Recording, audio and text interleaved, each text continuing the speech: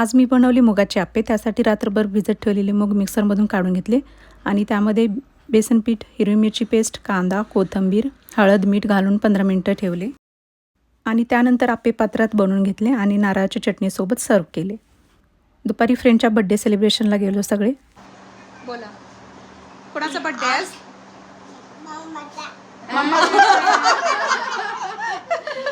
माझा multi talented, multitasking. अरे बापरे, अरे बापरे.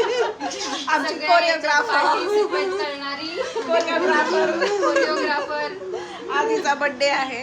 Happy birthday. थँक्यू. चला,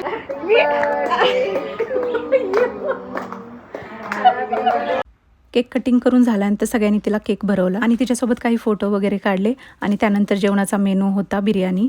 सगळ्यांनी जेवण केलं. जेवण झाल्यानंतर सगळ्यांना आईस्क्रीम होती, आईस्क्रीम खाल्ली आणि असा बर्थडे सेलिब्रेशन केला. भेटूया नेक्स्ट मिनी ब्लॉगमध्ये. तोपर्यंत बाय.